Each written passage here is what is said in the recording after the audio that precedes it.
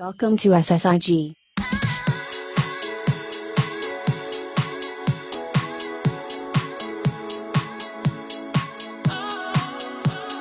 Hey, I'm Adam and this is SSIG. If you made it here, there's a fair chance that you're interested in aerospace and the cosmos.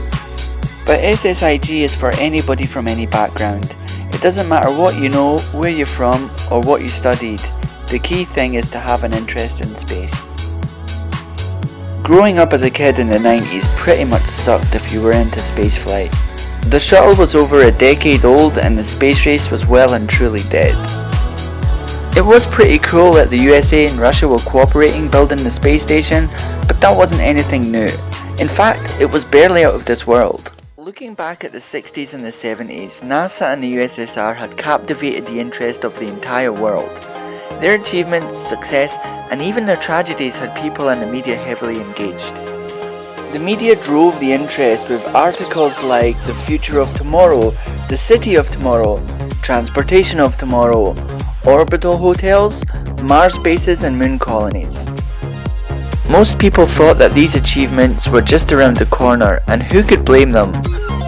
From their point of view, they had gone from putting a satellite into space to putting a man on the moon.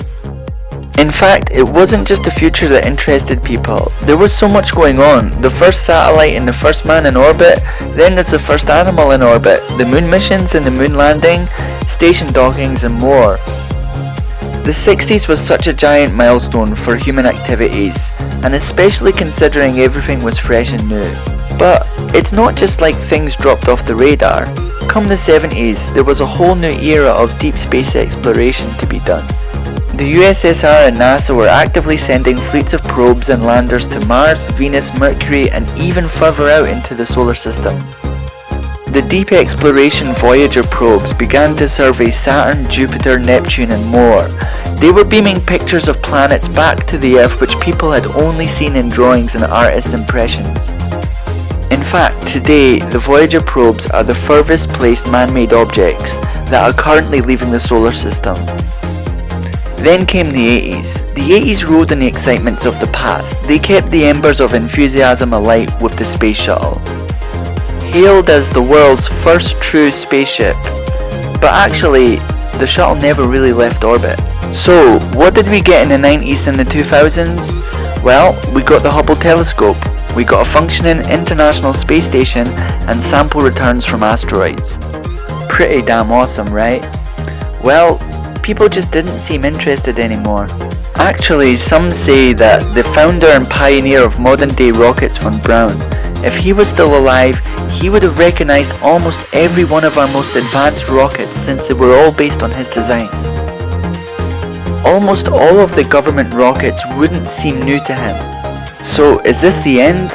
Well, no, not quite. You can see in the other videos that I've made about the space race and the emergence of China, and more importantly private industry, the pressure is now squarely back on.